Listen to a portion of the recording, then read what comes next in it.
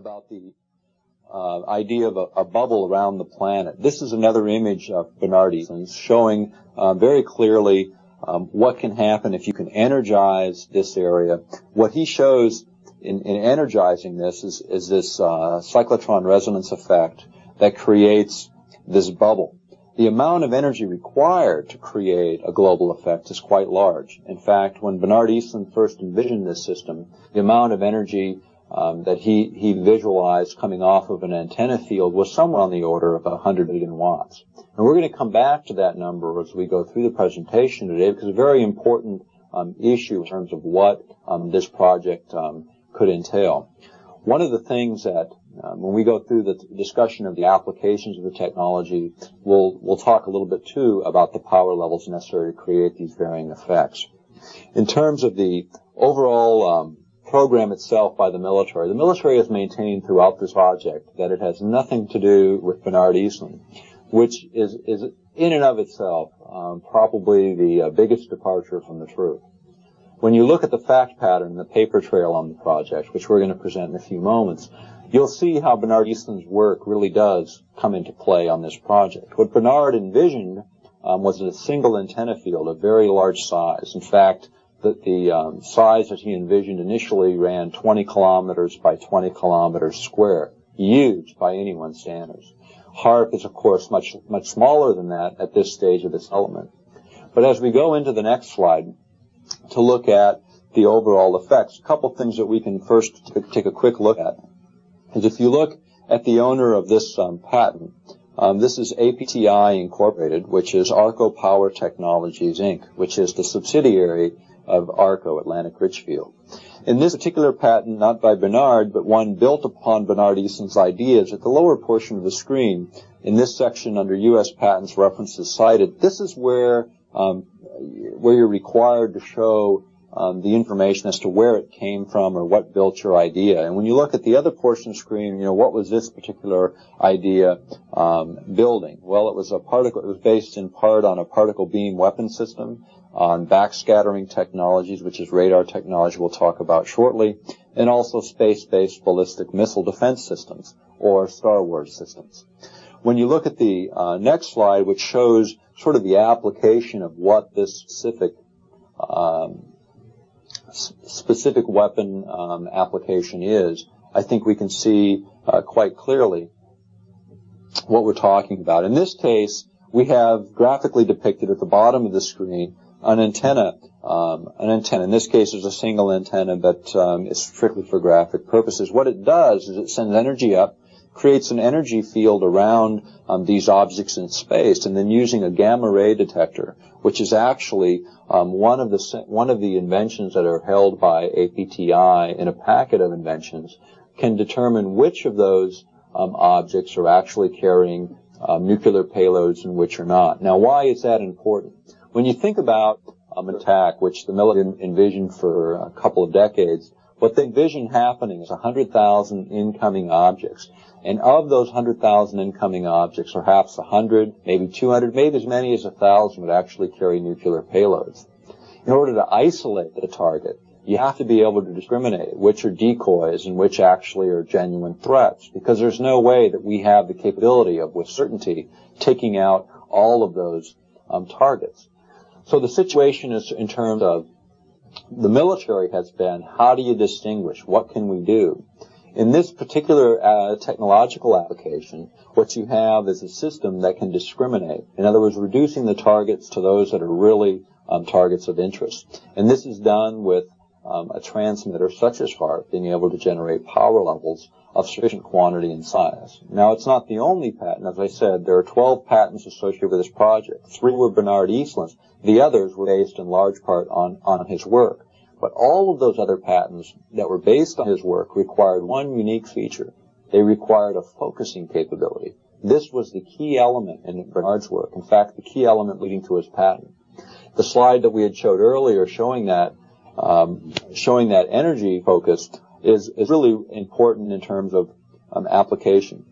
And looking at this next slide, what we also see here is the idea of creating an ionized clouds above the Earth. Now, what this is used for is reflecting radio frequency energy for over-the-horizon radar applications. And you can see here also it is an APTI, Arco Power Technologies patents, and you can see in the references cited again, this work is based in part on Bernard Eastland's previous patents, again showing a connection and a trail.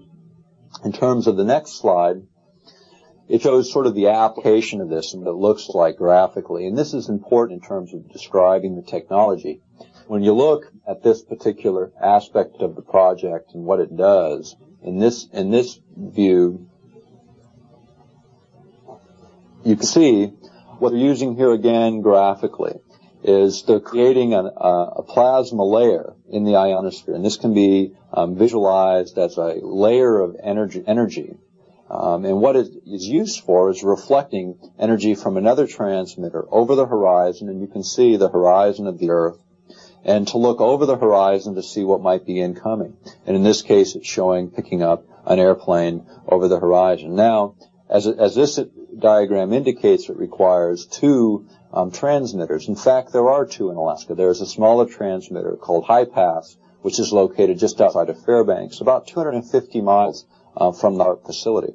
What's also unique is for this application, which can be called over-the-horizon radar, the location of the current HAARP facility is the old backscatter over-the-horizon radar site. The military declared obsolete at the end of the Cold War, and they quit construction on that facility.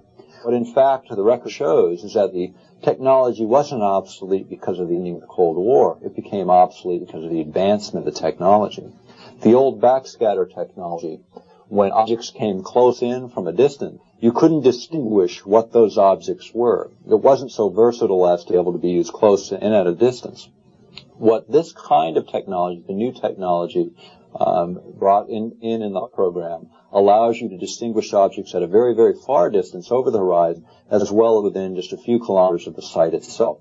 And to be able to distinguish not only objects that are traditionally high up, but it will distinguish objects anywhere from the ionospheric levels, as I said, many miles above the Earth, all the way down to the Earth's surface. And this includes cruise missiles, making cruise missiles technology obsolete in terms of delivery technology for nuclear weapons.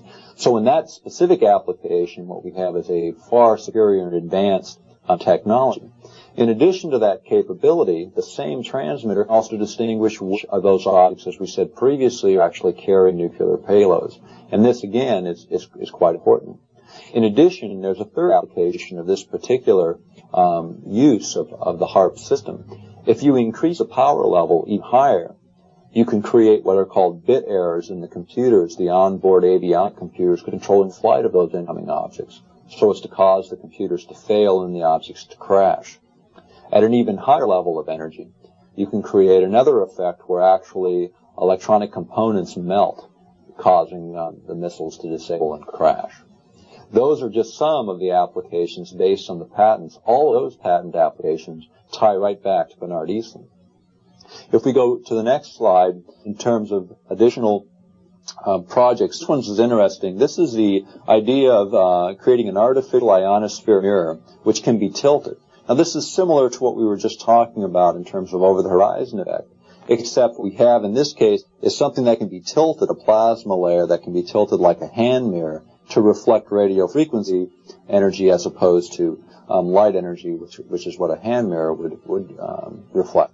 So that they can manipulate it. What's interesting is the HAARP documents itself actually show this particular use in terms of one of the primary uses for this technology, in addition to a number of others that we'll discuss as the presentation goes on. When you look at sort of the multifaceted aspects of the ionospheric mirror, we can look at the next view graph, which shows the plasma mirror here being generated from the antenna array on the ground for use in communications, sending communication signals over the horizon and maintaining communications, for the use of over-the-horizon applications. In other words, a multiple number of uses using this ionospheric mirror. One of the other important factors when you consider energy being sent up to the ionosphere in terms of energy densities, when we talked about energy densities, you can walk out into a warm, sunny day where you're feeling heat energy. And that heat energy you feel is just comfortable, perhaps warmth on your skin. But if you take that energy and focus it through, say, a 3-inch magnifying glass onto the skin, the sensation won't be comfort at all. In fact, in a few moments, you'll be burning your skin. It's the same idea here. What you have in this technology is this focusing, concentration, capacity that really brings about a technology previously only dreamed of in military planning circles. If we go to the next slide and look at other application of technology in terms of what it's capable of doing, it becomes even more clear. What this application is probably one of the more interesting ones. When you look at a HAARP transmitter, and this is again graphically depicted out of the patent files themselves, you'll see in this case a HAARP type transmitter irradiating energy, radio frequency energy, out into space to a reflector. In this case, in the patent, describes a mylar reflector, which then bounces the energy back to the Earth to another point on the planet. So what you have essentially is energy entering the system in the form of natural gas being burned, converted to electrical energy, transmitted in the form of radio frequency energy, and then as radio frequency energy bounced back to the Earth, reconfigured into electrical energy, and then put back into an energy grid, making electrical energy available on other parts of the planet where otherwise it may not be available. A couple of problems. If you look at this reflector and you think about what would happen if it tilted slightly one way or another, recognizing the large distance between the points, a very slight alteration on this end would move this beam maybe through your neighborhood, maybe not. The question is the risk factors of this kind of application are fairly high. More than that, from a military application, military perspective, this is useful in terms of getting energy into a battlefield environment or energy into an area where it might be needed. But commercially, the possibilities of this application are pretty great. In fact, what they say in the patent is by the year 2000, this will be economically feasible to experiment with.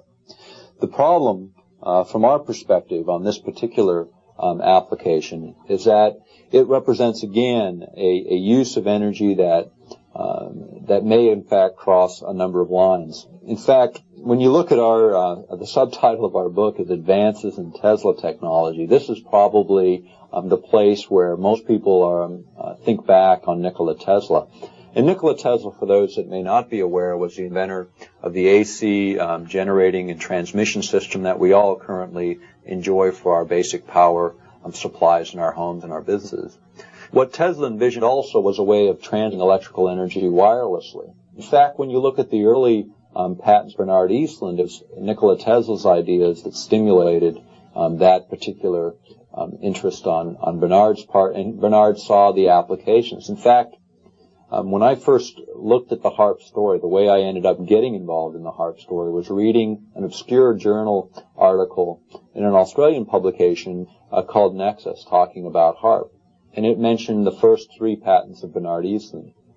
What I did then is go to the library, pull those patents, review those patents, and they referenced a couple of New York Times articles, one from 1915 and one from 1940.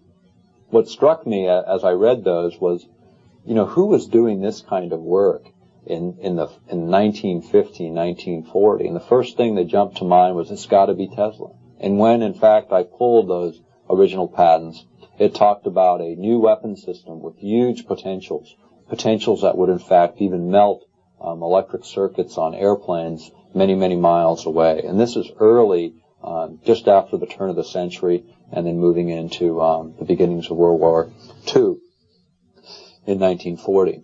So that was sort of the creative impetus. But one of the other areas of his interest was, again, this power beaming idea. When we look at this particular patent, what's interesting is APTI, Arco Power Technologies, actually got to try this. They got to experiment with this in Canada and actually get a object at a very high elevation to utilizing no on-board fuel supply to utilize radio frequency energy in this way.